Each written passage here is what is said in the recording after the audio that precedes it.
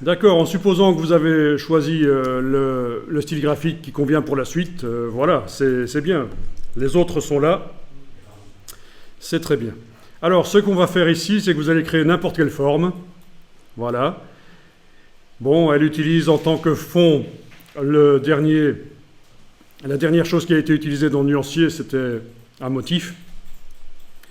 Mais ce n'est pas vraiment mon style graphique. Alors, vous appliquez sur cette forme que vous avez faite, vous appliquez le style graphique que vous avez mis au point.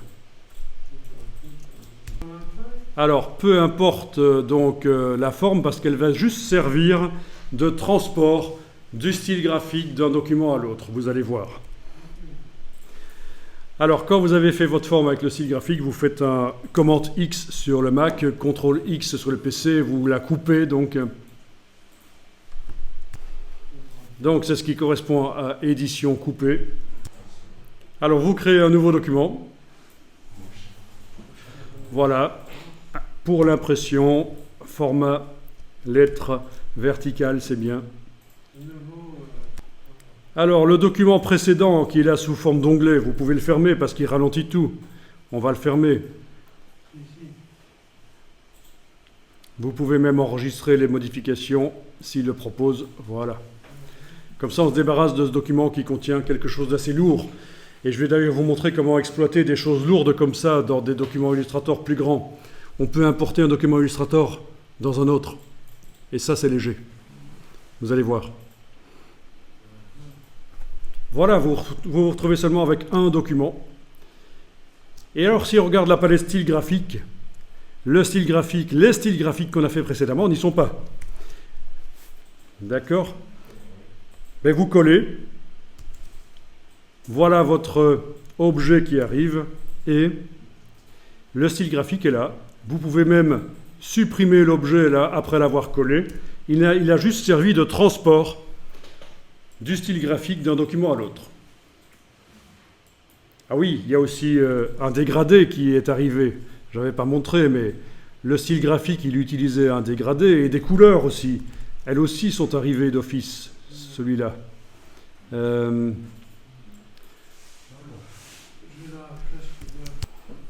Bien.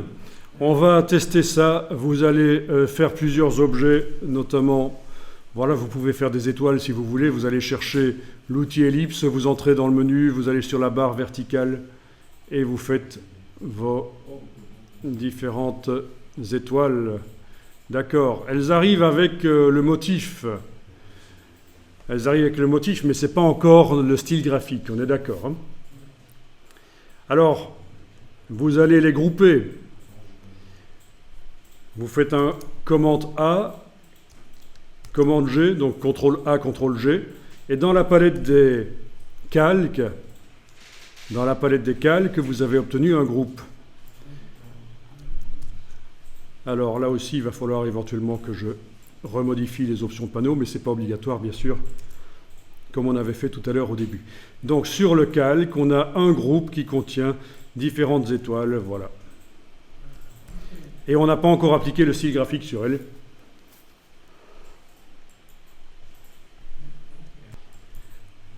Bien. Alors voilà. Appliquez le style graphique que vous avez transféré. Cliquez sur le style graphique dans le bas de la palette style graphique, je veux dire. Dans la palette style graphique, vous appliquez le style graphique. Vous retrouvez votre ombre, le dégradé, etc. dessus. Bien. Alors regardez ce qui s'est passé. Le style graphique s'est mis sur le groupe. Il s'est mis sur le groupe. Et ça veut dire qu'en principe, tout objet qui sera mis dans le groupe va recevoir ce style graphique. Je vais tester ça. Je fais en dehors du groupe une étoile. Je lui mets une couleur de fond. Ici, voilà, je lui choisis une couleur de fond. Bien. Cette étoile, je vais la glisser dans la palette des calques, dans le groupe. Ah, elle n'a pas reçu le style. Elle a reçu l'ombre, en fait. Elle a reçu l'ombre, mais le fond, elle n'a pas reçu. Elle a reçu tout chez toi ? Non, le contour. Le contour, d'accord. Bon, peu importe son emplacement ici dedans. Donc elle a reçu quand même quelque chose qui vient du groupe. Et ça, c'est mauvais.